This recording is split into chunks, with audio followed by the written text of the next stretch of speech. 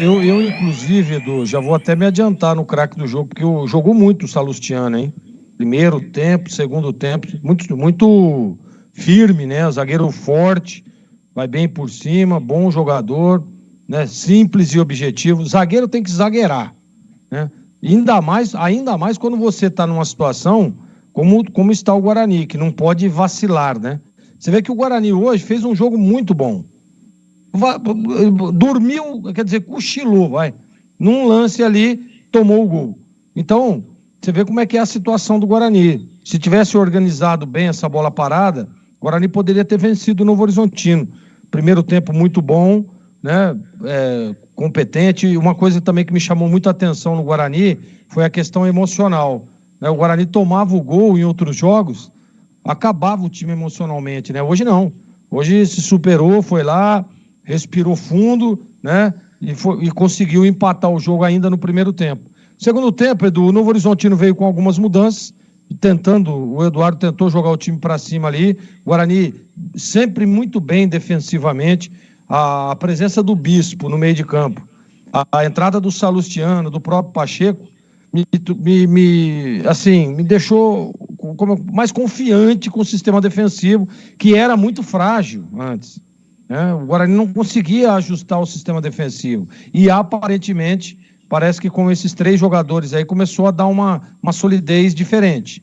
A gente percebe uma organização diferente, digamos assim, no miolo defensivo do Guarani. Na primeira linha, né? Com o Bispo ali à frente na proteção de primeira linha. Gostei do Guarani, gostei da recuperação. Alguns jogadores ainda precisam melhorar, né? João Vitor não foi bem, o Ayrton escondidíssimo no jogo, né? Precisava aparecer um pouco mais. O Guarani dá mostra de que precisa de atacantes, né? De atacantes decisivos. Você vê que tem a troca, João Vitor e Marlon.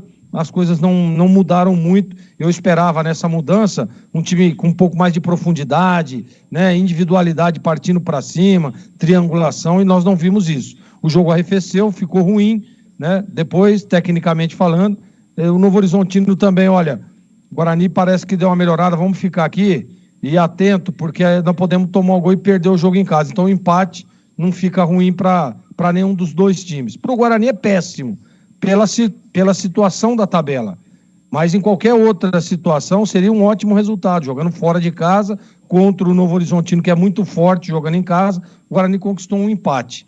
Claro que a vitória seria o resultado bom para o Guarani, para que ele pudesse começar a querer sair lá de baixo, mas não perdeu, né? Não perdeu e mostrou uma evolução, mostrou um crescimento, mostrou que aparentemente o Pintado começou a desvendar, digamos assim, aqueles problemas crônicos que tinha o Guarani desde lá do Campeonato Paulista. E está começando a melhorar. Gostei da postura do time do Guarani. Tem muito a melhorar ainda, mas pelo que mostrou o Guarani, principalmente no primeiro tempo, e defensivamente durante todo o jogo jogo realmente foi ok. O resultado para mim foi ok, tá? Foi ok. O Novo Horizontino também buscou, também tentou, né? O Guarani...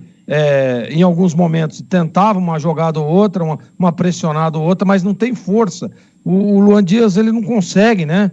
Tem aquele cara que pisa na bola, levanta a cabeça, procura uma melhor jogada, ou uma metida de bola um pouco mais profunda, né?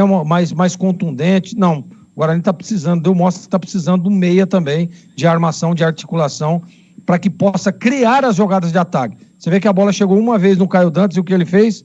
Botou na rede. E é isso que está precisando o Guarani. Mas eu gostei do que vi, viu, Edu?